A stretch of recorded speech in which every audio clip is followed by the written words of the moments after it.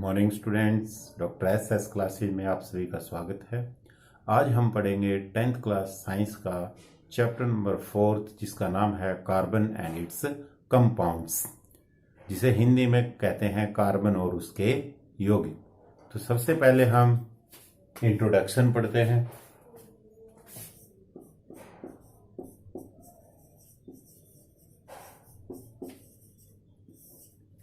तो इंट्रोडक्शन में हम कार्बन का जो एटॉमिक नंबर है, एटॉमिक नंबर ऑफ कार्बन वो 6 है। आप सभी पढ़ते हो पीरियोडिक टेबल में कि एटॉमिक नंबर है जो कार्बन का वो क्या है, 6 है। कार्बन जो मिनरल फॉर्म में मिलता है वो मिलता है 0.02% इन mineral form.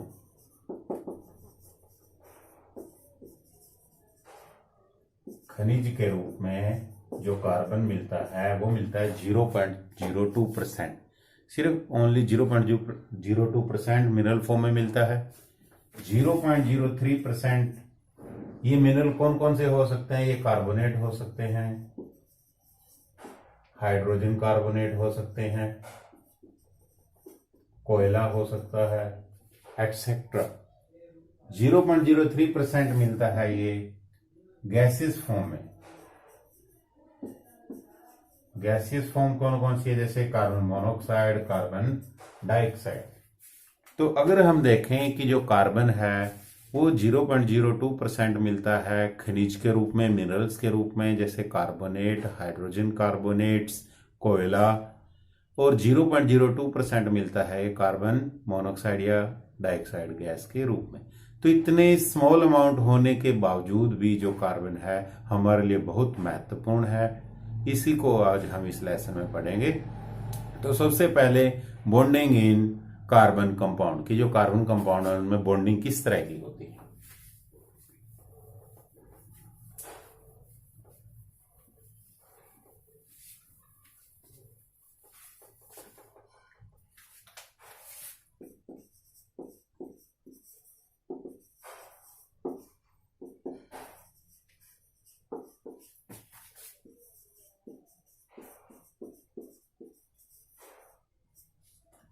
Bonding in carbon compound. तो कार्बन कंपाउंड में जो बॉन्डिंग होगी वो किस तरह की होगी? वो होगी कोवलेंट बॉन्ड। कार्बन जो बॉन्ड बनाता है वो किस तरह का बॉन्ड बनाता है? कोवलेंट बॉन्ड बनाता है। इसी के बारे में भी हम पढ़ेंगे। तो जनरल अगर हम बॉन्डिंग की बात करें, बॉन्डिंग दो तरह की होती है। पहली होती है आयनिक बॉन्ड, जिसको हम इलेक्ट्रोवैलेंट बॉन्ड भी कहते हैं।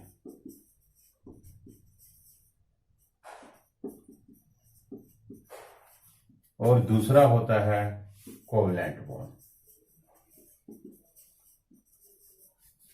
कोवलेंट का ही एक टाइप आप कह सकते हो कोऑर्डिनेट बॉन्ड।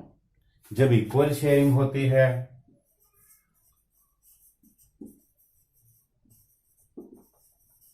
तो उसको कोवलेंट कहते हैं। जब अनइक्वल शेयरिंग होती है उसको कोऑर्डिनेट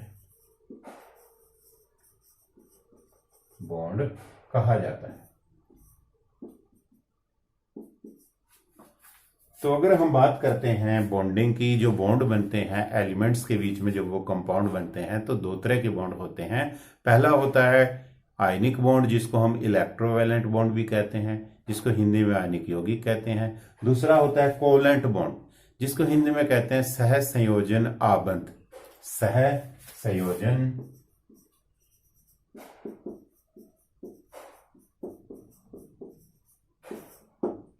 आबंध, सह संयोजन आबंध।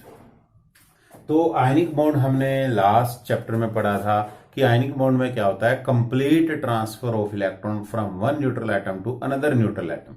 इसमें क्या होते हैं? जो इलेक्ट्रॉन है वो कंप्लीट ट्रांसफर हो जाते हैं एक न्यूट्रल एटम से दूसरे न्यूट्रल एटम में।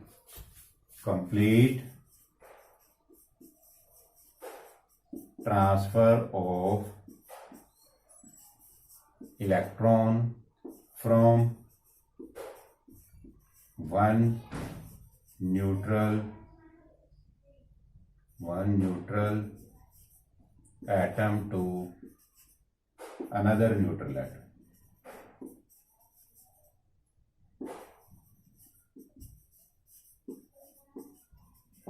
तो इसकी हम डेफिनेशन कह सकते हैं।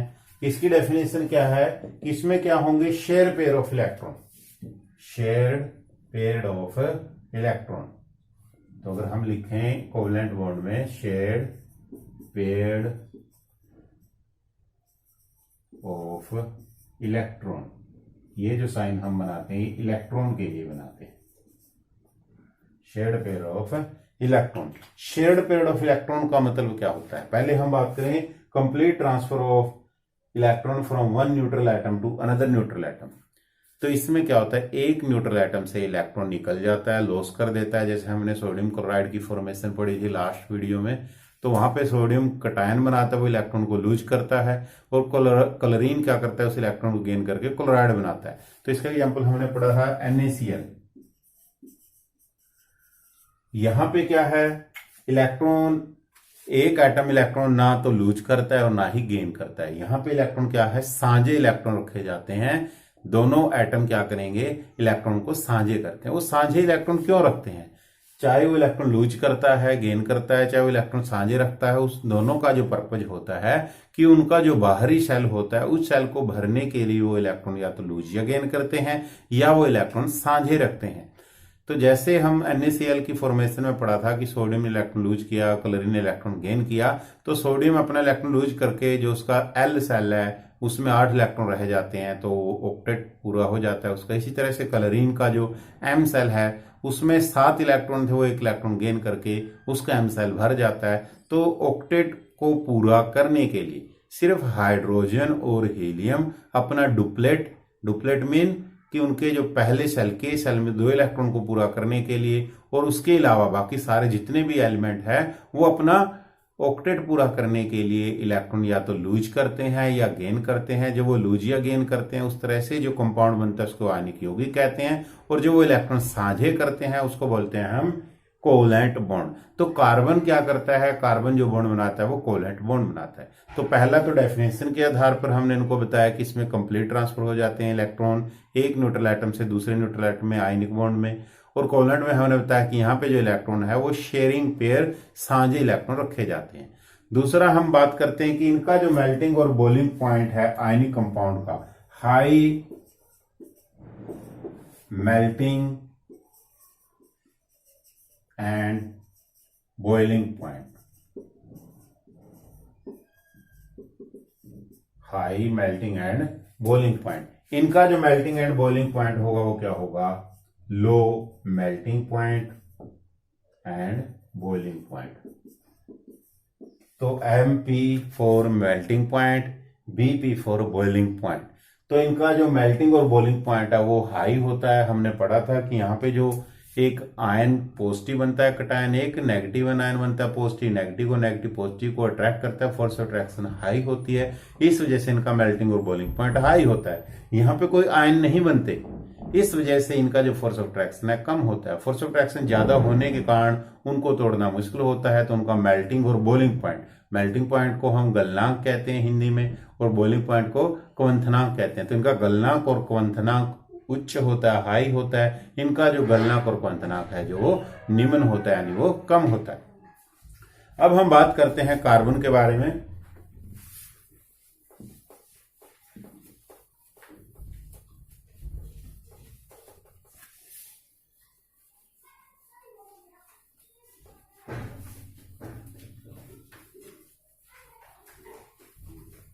तो कार्बन जो कंपाउंड बनाता है वो बनाता है कोवेलेंट बॉन्ड।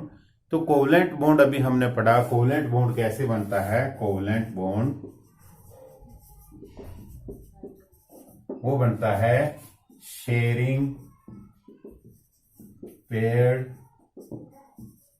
ऑफ इलेक्ट्रॉन, कि वो इलेक्ट्रॉन को क्या करता है, साझे रखता है। कार्बन जितने भी कंपाउंड बनाएगा उन सभी में क्या करेगा, इलेक्ट्रॉन साझे रखेगा। अब अगर हम बात करते हैं फॉर्मेशन ऑफ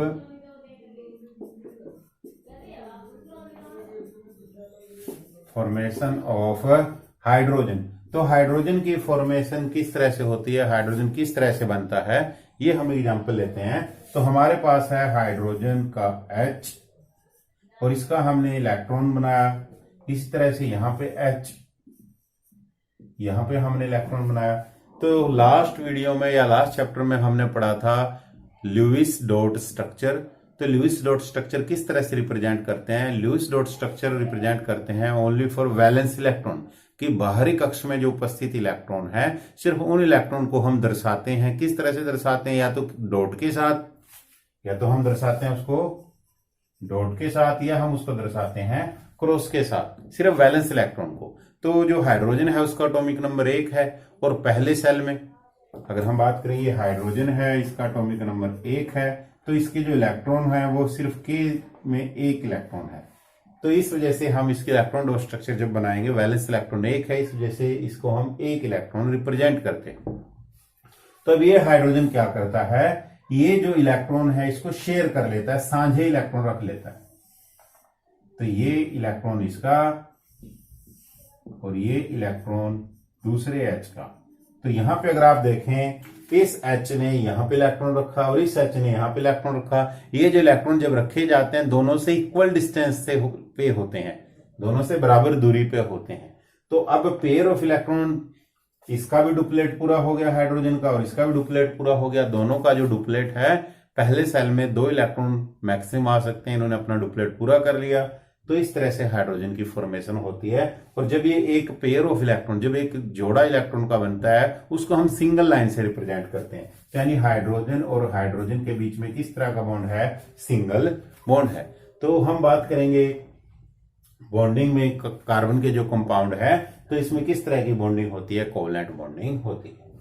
अब है हमारे पास जो नेक्स्ट टॉपिक है हमारे पास, वो है वर्सटाइल नेचर ऑफ कार्बन। तो वर्सटाइल नेचर ऑफ कार्बन से पहले आप बाकी बहुत सारे एग्जांपल बना सकते हैं, जैसे फॉर्मेशन ऑफ, अभी हमने हाइड्रोजन पढ़ा है, आप फॉर्मेशन ऑफ नाइट्रोजन पढ़ सकते हो, फॉर्मेशन ऑफ अमोनिया पढ़ सकते हो, फॉर्मेशन ऑफ मीथेन पढ़ सकते हो, फॉर्मेशन ऑफ ऑक्सीजन पढ़ सकते हो। सभी एक ही मेथड से आएंगे, जिसमें क्या होगा, शेयर पेयर ऑफ इलेक्ट्रॉन। जैसे अगर हम एग्जाम्पल लें फॉर्मेशन ऑफ नाइट्रोजन, तो नाइट्रोजन का एटॉमिक नंबर है 7। तो अगर हम इलेक्ट्रॉन डॉट स्ट्रक्चर बनाते हैं नाइट्रोजन की, तो इसमें क्या होंगे, 7 इलेक्ट्रॉन, जिसमें से ये 3 इलेक्ट्रॉन शेयर करेगा, 2 इलेक्ट्रॉन इसके रह जाएंगे। सेम जो दूसरी नाइट्रोजन है, यहां पे भी हम रिप्रेजेंट करेंगे 3 इलेक्ट्रॉन।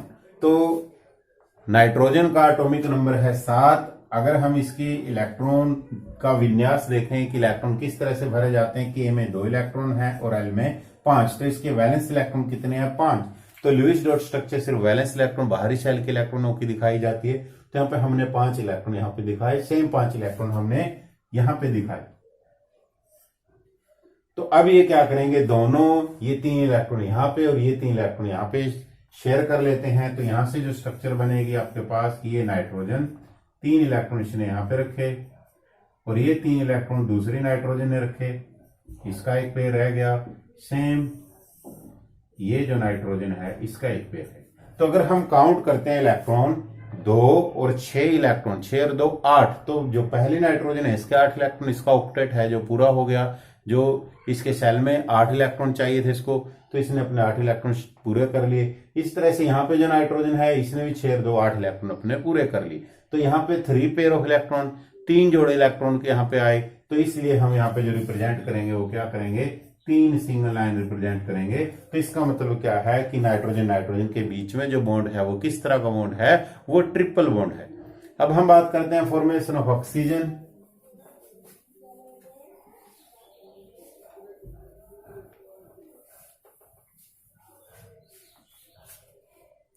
फॉर्मेशन ऑफ ऑक्सीजन, तो ऑक्सीजन में सेम मेथड से ऑक्सीजन का जो एटॉमिक नंबर है वो 8 है। तो इसके जो इलेक्ट्रॉन भरे जाएंगे वो के सेल में 2 इलेक्ट्रॉन और एल में 6। तो यानी इसके जो वैलेंस इलेक्ट्रॉन है, जो बाहरी सेल में जो इलेक्ट्रॉन है वो 6 है। तो हम रिप्रेजेंट करेंगे कि ये ऑक्सीजन, और यहां पे 2 पेयर हमने यहां पे दिखाए, और एक पेयर हमने यहां पे दिखाया। सेम इसी तरह से ये एक दूसरा ऑक्सीजन,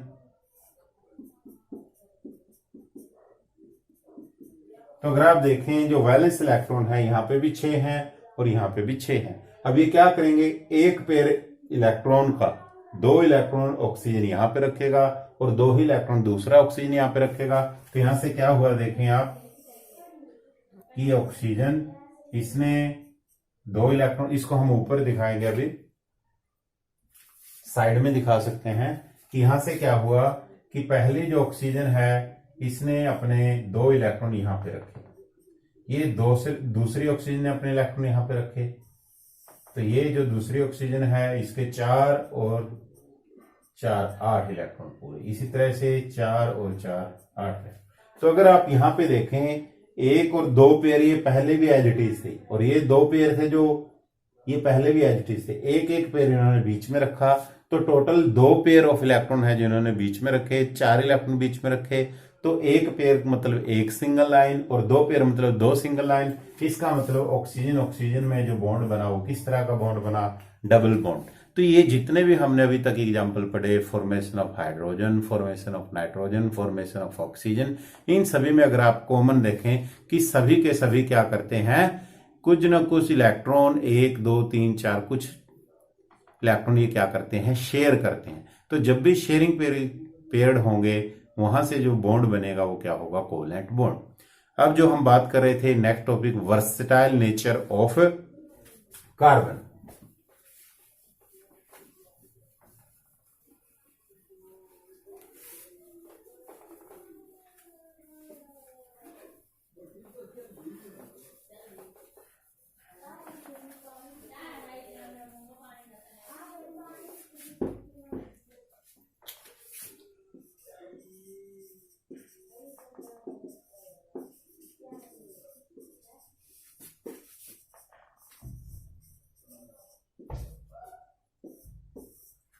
तो versatile nature of carbon, carbon का वर्सटाइल नेचर, किसका जो नेचर है, प्रकृति है, वो क्या अद्भुत प्रकृति है। अद्भुत इन द सेंस हम कहते हैं कि इसके बहुत सारे कंपाउंड मिलते हैं।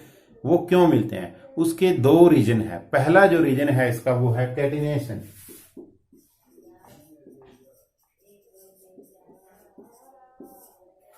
तो कैटिनेशन क्या होता है कि जो कार्बन है, कार्बन की एक लंबी श्रृंखला जुड़ती चली जाती है। जैसे एक कार्बन वो आगे दूसरी कार्बन से, तीसरी कार्बन से, चौथी कार्बन से, 5वीं कार्बन से।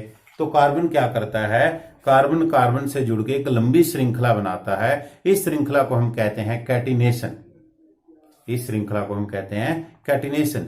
और ये कार्बन की प्रॉपर्टी है। और इसका कारण क्या है, कारण ये है कि कार्बन का साइज है जो स्मॉल होता है कंपैरिजन टू, अगर हम इसी ग्रुप के मेंबर की बात करें सिलिकॉन के साथ, तो कार्बन तो एक लॉन्ग श्रृंखला, लंबी श्रृंखला बनाता है जिसमें 60-70 बहुत ज्यादा कार्बन, लाख तक भी कार्बन ये हो सकते हैं। लेकिन जो दूसरे मेंबर हैं उनमें ये प्रॉपर्टी नहीं होती। उसमें जैसे हम बात करते हैं सल्फर की, सल्फर सिर्फ 8 एलिमेंट तक जुड़ सकता है, फास्फोरस है वो 4 एलिमेंट तक जुड़ सकता है। तो यहाँ पे जो इसमें एक अद्भुत यूनिक प्रॉपर्टी कह सकते हैं, यूनिक प्रॉपर्टी, एक अद्भुत गुण होता है कार्बन में कि वो कार्बन कार्बन से मिलकर जुड़ता चला जाता है। अब ये जो कार्बन कार्बन से जब ये जुड़ता है, ये कार्बन कार्बन सिंगल बॉन्ड भी हो सकता है, कार्बन कार्बन डबल बॉन्ड भी हो सकता है, कार्बन कार्बन ट्रिपल बॉन्ड भी हो सकता है, जो आगे अभी हम पढ़ेंगे कि कार्बन कार्बन जब सिंगल बॉन्ड होता है इसको हम कहते हैं सैचुरेटेड। सैचुरेटेड। और कार्बन कार्बन जब मल्टीपल बॉन्ड, इसको हम बोलते हैं multiple bond. Multiple bond means double और ट्रिपल बॉन्ड। तो मल्टीपल बॉन्ड जब भी कार्बन कार्बन की किसी चेन में, किसी श्रृंखला में होगा उसको बोलते हैं हम अनसैचुरेटेड।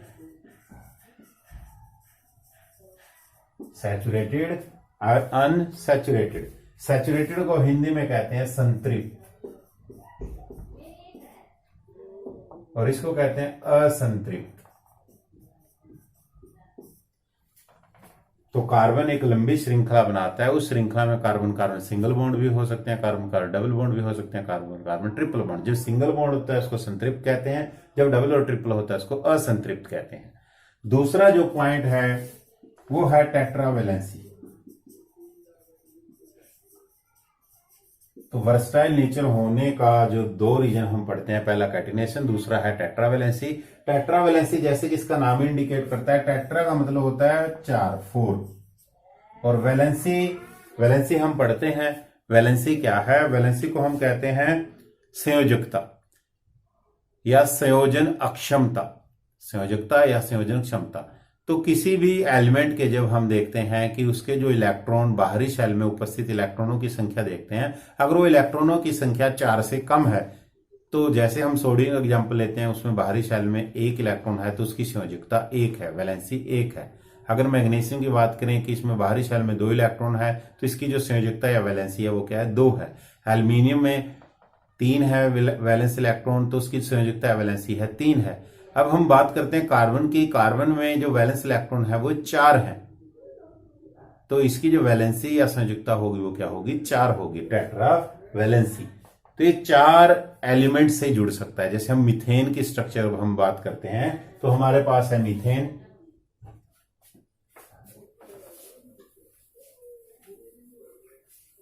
तो मीथेन की अगर हम स्ट्रक्चर की बात करें तो ये कार्बन, जो कार्बन में वैलेंस इलेक्ट्रॉन है 4,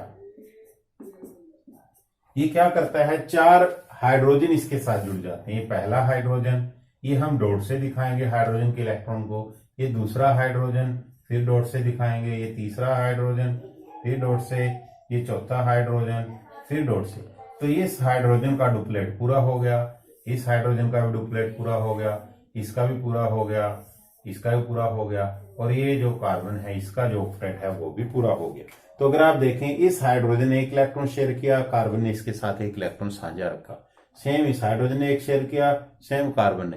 तो इन सभी में अगर आप देखें कि कार्बन के पास 4 वैलेंस इलेक्ट्रॉन थे, तो 4 मोनोवैलेंट, मोनोवैलेंट कहते हैं, mono mean one, valent mean valency, जिनकी वैलेंसी, जिनकी संयोजकता 1 होती है, अगर वो जुड़ेंगे तो वो 4 एलिमेंट यहां से जुड़ेंगे, तो 4 जगह से जुड़ता है।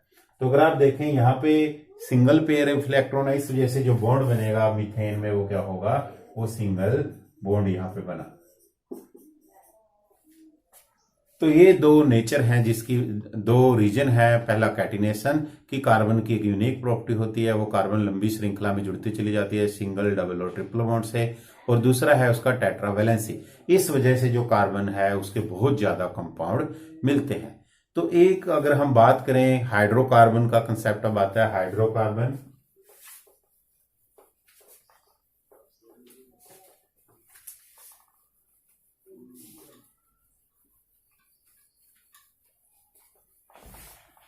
तो अभी जो हमने एग्जाम्पल पढ़ा था मीथेन का, वो एक हाइड्रोकार्बन का ही एग्जाम्पल था, हाइड्रोकार्बन, कार्बन ही कहते हैं।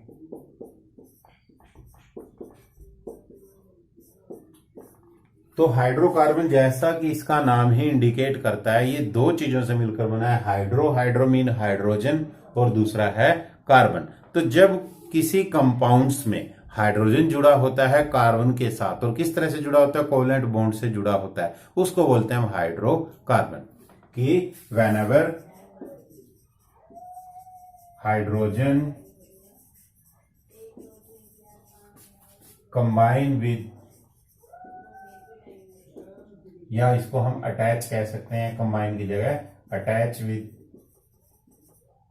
Carbon with by a covalent bond in a compound,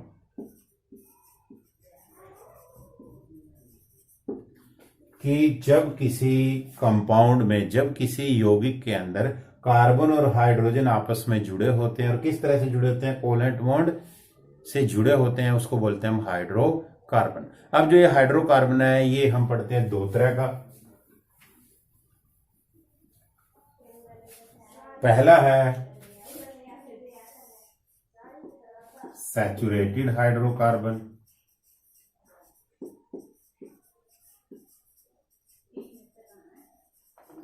और दूसरा है अनसैचुरेटेड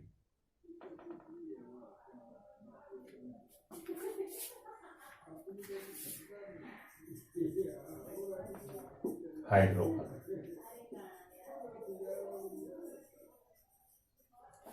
तो सैचुरेटेड को हम संतृप्त हाइड्रोकार्बन कहते हैं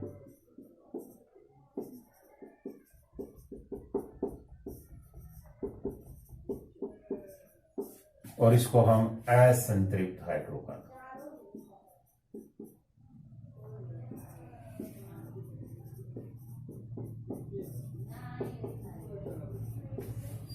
तो संतृप्त हाइड्रोकार्बन कब होता है कि जब कार्बन कार्बन के बीच में क्या हो, सिंगल बॉन्ड, उसको बोलते हैं हम सैचुरेटेड हाइड्रोकार्बन। कि जब कार्बन कार्बन के बीच में किस तरह का बॉन्ड हो, सिंगल बॉन्ड। असंतृप्त दो तरह का होता है, कार्बन कार्बन के बीच में जब डबल बॉन्ड हो या कार्बन कार्बन के बीच में जब ट्रिपल बॉन्ड हो। कार्बन कार्बन के बीच में डबल बॉन्ड और कार्बन कार्बन के बीच में ट्रिपल बॉन्ड, इसको हम कहते हैं अल्केन। जब कार्बन कार्बन के बीच में सिंगल बॉन्ड होता है उसको बोलते हैं हम अल्केन। जब कार्बन कार्बन के बीच में डबल बॉन्ड होता है इसको बोलते हैं हम अल्कीन। जब कार्बन कार्बन के बीच में ट्रिपल बॉन्ड होता है इसको बोलते हैं हम अल्काइन। तो अगर आप देखें कि संतृप्त हाइड्रोकार्बन अल्केन होता है, जिसमें कार्बन कार्बन के बीच में श्रृंखला में जो कार्बन कार्बन के बीच में जो बॉन्ड होगा वो क्या होगा, सिंगल बॉन्ड होगा, एक आबंध होगा। यहाँ पे कार्बन कार्बन के बीच में डबल बॉन्ड भी हो सकता है, ट्रिपल बॉन्ड भी हो सकता है। अगर वो डबल बॉन्ड है, द्विआबंध है, उसको अल्कीन कहा जाता है। अगर वो ट्रिपल बॉन्ड है, त्रिआबंध है, उसको अल्काइन कहा जाता है। तो अल्केन, अल्कीन, अल्काइन, अगर इन सभी में कॉमन आप देखें, यहाँ पे कॉमन क्या है, अल्क, ए अल के अलग, यहाँ पे भी अलग, यहाँ पे भी अलग, ये साझा है। ये अलग क्या है, ये अलग है number of carbon in chain, number of carbon in chain, number of carbon in कार्बनों की संख्या, चेन किसी लड़ी में कितनी कार्बन जुड़ी हुई हैं वो बताता है अलग।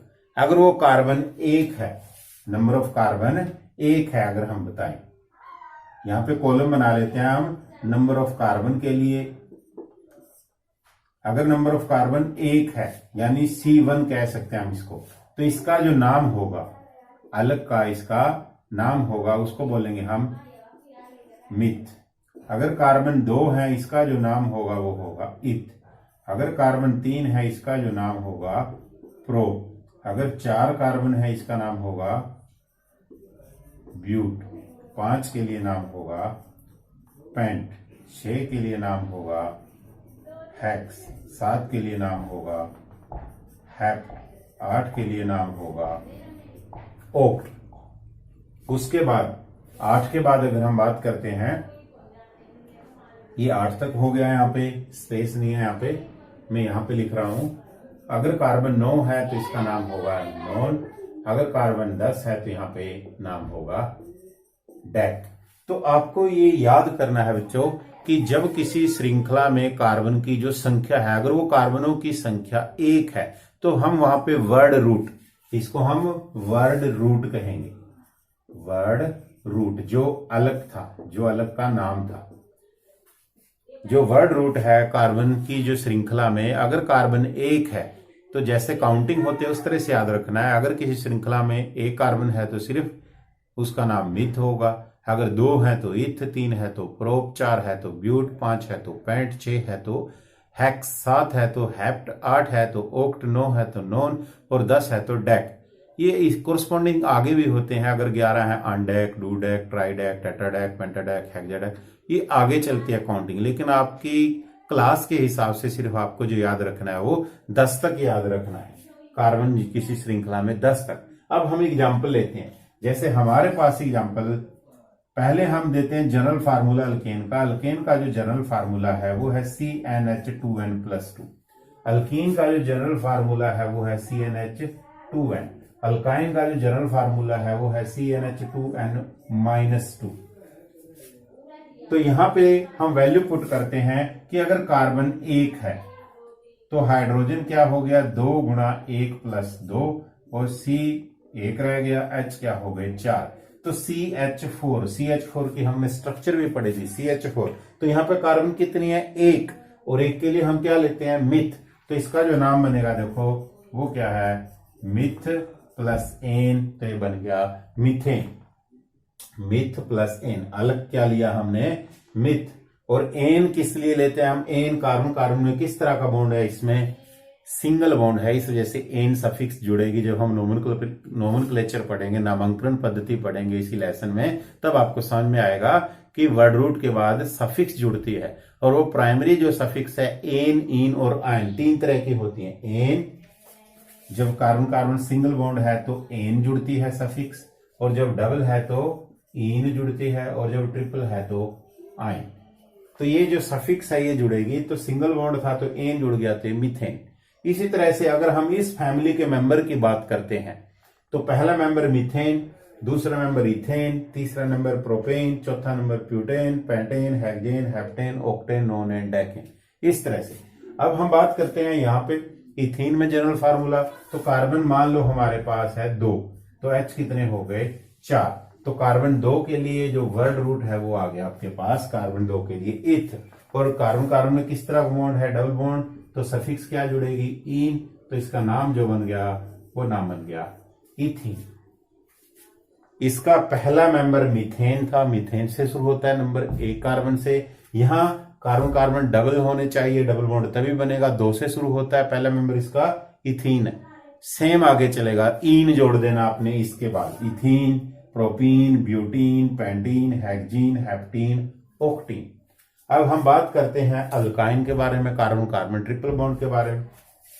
तो अल्काइन में सबसे पहला जो मेंबर होगा 2, और H20 में क्या होंगे, 2, क्योंकि N हमने रखा यहाँ पे 2, 2 गुणा 2, 4 में से 2 गए 2, तो इसमें कार्बन भी 2 होंगी, हाइड्रोजन भी 2 होंगी। तो इसमें 2 कार्बन के लिए फिर से वर्ड रूट आपके पास क्या आ जाएगा, इथ आ जाएगा, और जो सफिक्स जुड़ेगी वो आयन जुड़ेगी। तो इसका जो नाम बनेगा इथाइन, क्योंकि कार्बन कार्बन में ट्रिपल बॉन्ड है, सफिक्स आयन जुड़ेगी तो इसका नाम जुड़ेगा इथाइन। तो यहां पे अगर हम देखें, हाइड्रोकार्बन 2 तरह के हैं, संतृप्त और असंतृप्त, सैचुरेटेड और अनसैचुरेटेड। सैचुरेटेड किसे कहा जाता है, जब किसी श्रृंखला में कार्बन कार्बन के बीच में सिंगल बॉन्ड होता है, उसको हम कहते हैं संतृप्त हाइड्रोकार्बन, जिसे हम अल्केन कहते हैं। अलग यहां से लेते हैं नंबर ऑफ कार्बन एटम, अलग means number of carbon atom, कि किसी श्रृंखला में कार्बनों की संख्या, उसको अलग कहा जाता है। तो अलग प्लस एन, कार्बन कार्बन में सिंगल बॉन्ड है, अल्केन। अलग प्लस इन, कार्बन कार्बन में डबल बॉन्ड है, इन सफिक्स जुड़ गया, अल्कीन। अलग प्लस आयन, कार्बन कार्बन में ट्रिपल बॉन्ड है, अल्काइन। तो ये हमने देखा सैचुरेटेड हाइड्रोकार्बन के बारे में और अनसैचुरेटेड हाइड्रोकार्बन के बारे में। अब उसके बाद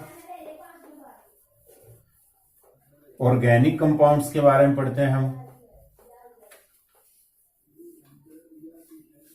तो ऑर्गेनिक कंपाउंड क्या होते हैं, कि वो कंपाउंड, वो यौगिक जो कार्बन और हाइड्रोजन से मिलकर बने होते हैं, और उनके बीच में जो बॉन्ड है वो किस तरह का बॉन्ड होता है, हाइड्रोजन बॉन्ड होता है, कोवलेंट बॉन्ड होता है, उसको हम बोलते हैं ऑर्गेनिक कंपाउंड। Organic compound. तो ऑर्गेनिक कंपाउंड क्या होंगे, ऑर्गेनिक कंपाउंड कार्बन और हाइड्रोजन के बीच में बॉन्ड होगा, और किस तरह का बॉन्ड होगा, कोवलेंट बॉन्ड।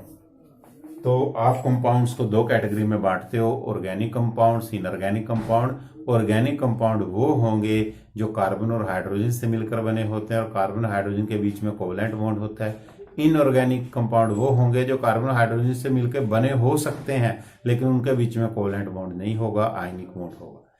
तो अब हम ऑर्गेनिक कंपाउंड की स्टोरी के जो हिस्ट्री है इस पर चलते हैं। 1815 में साइंटिस्ट बर्जिलियस ने एक थ्योरी दी थी जिसका नाम था vital force theory. Vital force theory. तो वाइटल फोर्स थ्योरी क्या कहती थी, कि ऑर्गेनिक कंपाउंड को बनने के लिए एक मिस्टेरियस फोर्स, मिस्टेरियस फोर्स क्या होता है, कोई चमत्कारी बल, जैसे हम कहते हैं कि जैसे धरती पे जो जीव विकास हुआ, जो जीवन पैदा हुआ, वो किस तरह से हुआ कि कोई ना कोई पावर है, सुपर नेचुरल पावर, जिसे हम परमात्मा, भगवान, गॉड कहते हैं। तो इस तरह से ब्रजीलिस ने बताया कि जो ऑर्गेनिक कंपाउंड है इसको हम नहीं बना सकते। इसको बनाने के लिए क्या चाहिए? एक मिस्टीरियस फोर्स चाहिए, एक चमत्कारी बल चाहिए जो हमारे पास नहीं है, यानी हम ऑर्गेनिक कंपाउंड को लैब में नहीं बना सकते। तो 1815 में ये बर्जीलियस की थ्योरी आई थी जिसका नाम था वाइटल फोर्स थ्योरी। उसके बाद 1828 में वोहलर, तो वोहलर ने फर्स्ट ऑर्गेनिक कंपाउंड, पहला ऑर्गेनिक कंपाउंड बनाया लैब के अंदर, जिसका नाम था यूरिया। अमोनियम थायोसाइनेट से बनाया था इसने, अमोनियम थायोसाइनेट से।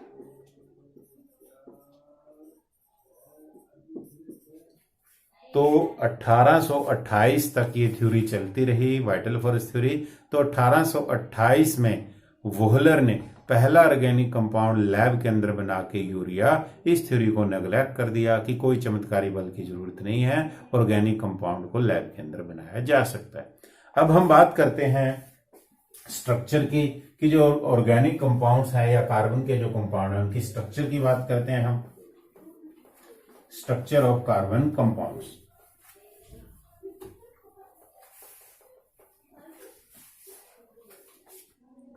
Structures of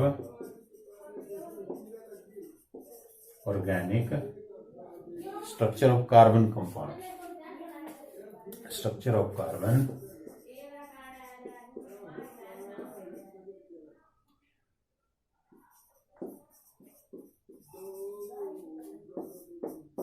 structure of carbon compound.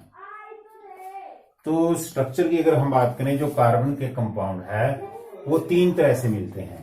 पहला जिसे हम कहते हैं ओपन चेन कहते हैं हम इसको, या इसको हम क्या कहते हैं, स्ट्रेट चेन।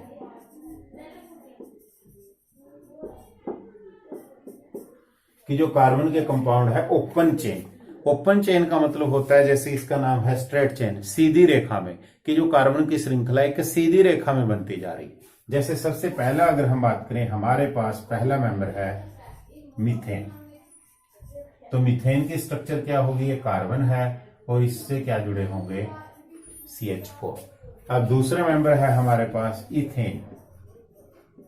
तो इथेन में कार्बन कार्बन के बीच में सिंगल बॉन्ड, पहले हम सिंगल लाइन इंडिकेट करेंगे, सिंगल बॉन्ड, फिर H से इसकी वैलेंसी पूरी करेंगे। तो H से जब हम इसकी वैलेंसी पूरी करेंगे तो इसमें 2 H आ जाएंगे, इधर भी 2 H। तो अगर हम इसको इस तरह से भी रिप्रेजेंट कर सकते हैं,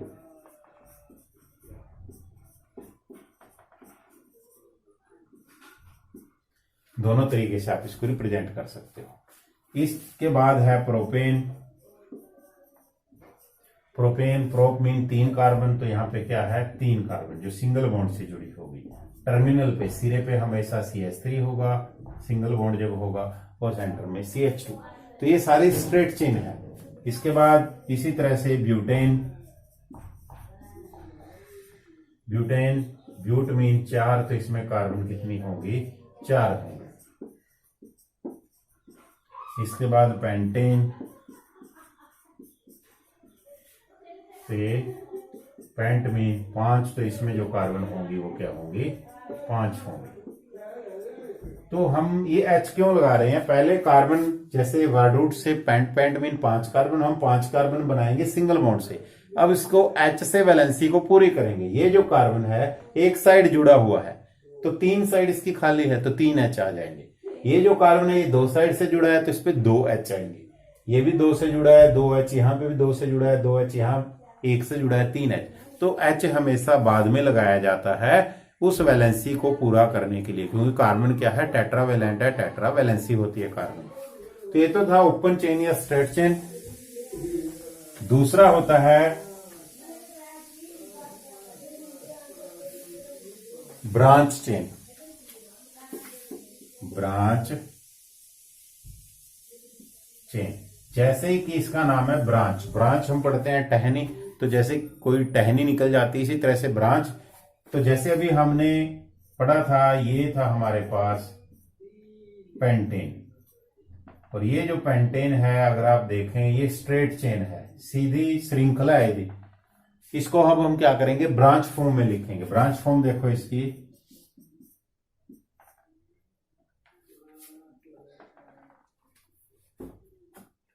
दूसरी कार्बन यहां या इधर से दूसरी कार्बन पे हम कार्बन लगाएंगे।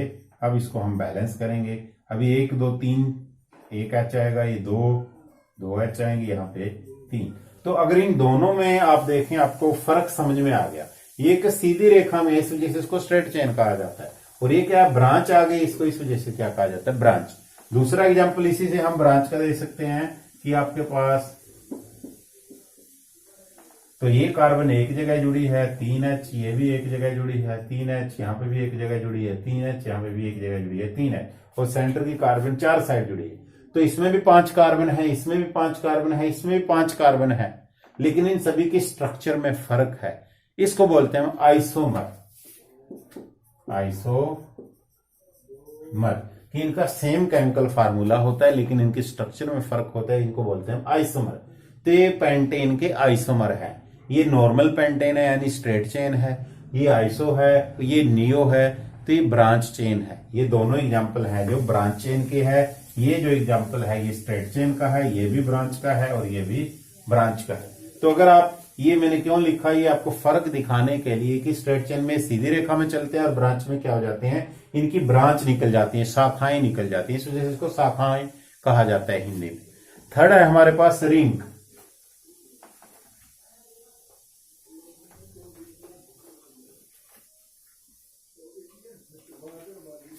थर्ड है हमारे पास रिंग। जैसे कि इसका नाम है रिंग। रिंग का मतलब क्या है कि जब कार्बन क्या हो जाती हैं, श्रृंखला में बंद हो जाती हैं, उनको बोला जाता है रिंग। तो यहां पे अगर आप देखें ये कार्बन को रिप्रेजेंट करता है, ये भी एक कार्बन को, ये भी एक कार्बन को। ये 2 जगह से जुड़ा है तो यहाँ पे 2H, ये भी 2 जगह से जुड़ा है 2H, ये भी 2 जगह से जुड़ा है 2H। ये कार्बन ये भी 2 जगह से जुड़ा है, ये भी 2 जगह से जुड़ा है, ये भी 2 जगह से, ये भी 2 जगह से। सेम ये सारे कार्बन और सारे 2 जगह से जुड़े हैं।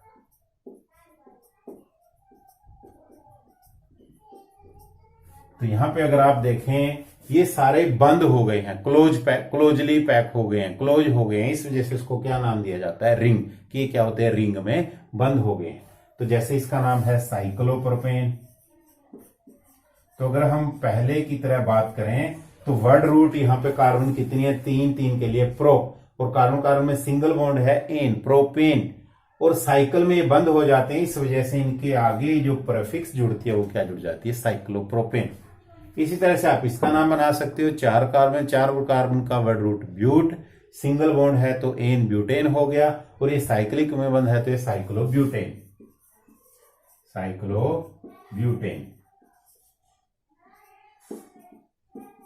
अब अगर इसका नाम बनाएं तो ये 6 कार्बन से मिलकर बना है। 6 कार्बन का वर्ड रूट होता है हेक्जेन, हेक्स, और सिंगल बॉन्ड के लिए एन हेक्जेन हो गया, और साइकिल में बंद है इस वजह से क्या हो गया साइक्लो हेक्जेन। तो ये सारे किसके एग्जाम्पल हैं, ये रिंग के एग्जाम्पल हैं। अब लास्ट टॉपिक हम पढ़ते हैं आज का, एलोट्रोप्स ऑफ कार्बन।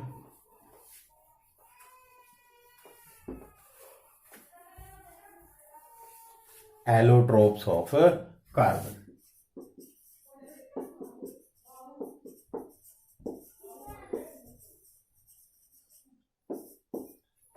तो इसे हम हिंदी में कहते हैं कार्बन के अपर रूप। जो एलोट्रोप है इसको हम क्या कहते हैं अपर रूप।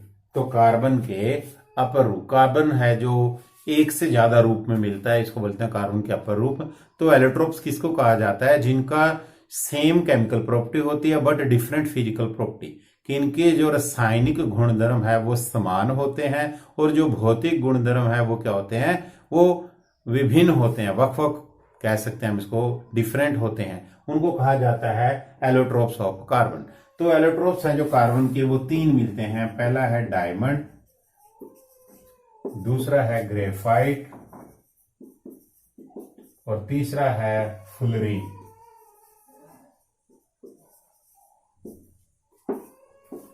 तो डायमंड हम पढ़ते हैं कि ये कार्बन का ही रूप है और सबसे कठोर, प्रकृति में सबसे कठोर जो माना जाता है वो क्या होता है, डायमंड होता है। तो डायमंड को आप पढ़ोगे हार्डेस्ट सब्सटेंस। तो ये हार्ड है, ये सॉफ्ट है। ये हार्ड क्यों है, एक कार्बन आगे 4 कार्बन से जुड़ी होती है, जब इसकी हम टेट्राहेड्रल अरेंजमेंट पढ़ेंगे। फिर ये आगे, फिर इसी तरह से ये आगे, इस तरह से आगे। इसकी जो स्ट्रक्चर होती है, एक कार्बन आगे 3 कार्बन से हेक्सागोनल क्लोज पैकिंग में होती है।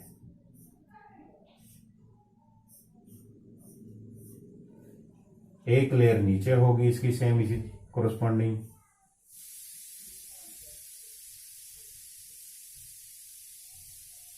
और इनके बीच में क्या होता है, गैप होता है। तो अगर आप देखें कि जो स्ट्रक्चर है, हेक्सागोनल क्लोज पैकिंग होती है इसकी, हेक्सागोनल, तो इसमें ये 6 षटभुज जिसे हम कहते हैं, इनके बीच में गैप होता है। इसी वजह से लेयर एक दूसरे के ऊपर से स्लिक कर जाती हैं, फिसल जाती हैं। इस वजह से जो ग्रेफाइट होता है वो सॉफ्ट इन नेचर होता है। अगर अब तीसरा है हमारे पास फुलरीन। फुलरीन बकमिस्टर फुलर,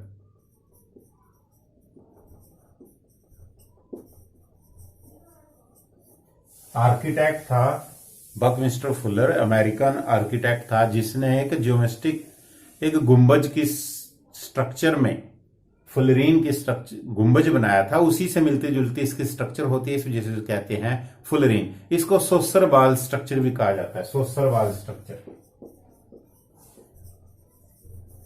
तो फुटबॉल की तरह की इसकी स्ट्रक्चर होती है, इसको सोसर बाल स्ट्रक्चर भी कहा जाता है। तो अगर आप यहां पे देखें प्रॉपर्टी की, अगर हम बात करें कि डायमंड क्या है, कार्बन का ही रूप है और ये सबसे कठोर है। कठोर क्यों है, इसकी जो संरचना है 3D स्ट्रक्चर होती है, टेट्राहेड्रली रेंज होता है, कार्बन 4 कार्बन से आगे जुड़ी होती है। ग्रेफाइट की बात करें हम, ये कार्बन का ही रूप है और ये सॉफ्ट होता है क्योंकि हेक्सागोनल क्लोज पैक होता है, कार्बन आगे 3 कार्बन से जुड़ी होती है, एक लेयर इसकी दूसरी लेयर से स्लिक कर जाती है, फिसल जाती है। और ग्रेफाइट नॉन मेटल होते हुए भी हमने पहले पढ़ा था, ये क्या है, गुड कंडक्टर होता है हीट और इलेक्ट्रिसिटी का। फुलरीन की स्ट्रक्चर आप पढ़ोगे, इसमें कार्बन 60, कार्बन 70, कार्बन 90, तो इतनी कार्बन आपस में जुड़ी होती हैं। और ये जो कार्बन होंगी वो सिंगल, डबल और ट्रिपल बॉन्ड इस तरह से आपस में जुड़ी होती हैं। तो बकमिस्टर फुलर आर्किटेक्ट ने ये डिजाइन दिया था एक गुंबज का, उसी से सोसर बॉल लाइक स्ट्रक्चर भी इसको कहा जाता है, इसको हम कहते हैं फुलरीन। तो ये कार्बन के अपर रूप थे। तो कार्बन है, अपर रूप किसे कहा जाता है, एलोट्रोप्स किसे कहा जाता है, कि जिसकी केमिकल प्रॉपर्टी, रासायनिक गुणधर्म वो एक समान है, लेकिन जो भौतिक गुणधर्म, फिजिकल प्रॉपर्टी है, वो क्या है, डिफरेंट है, एक समान नहीं है।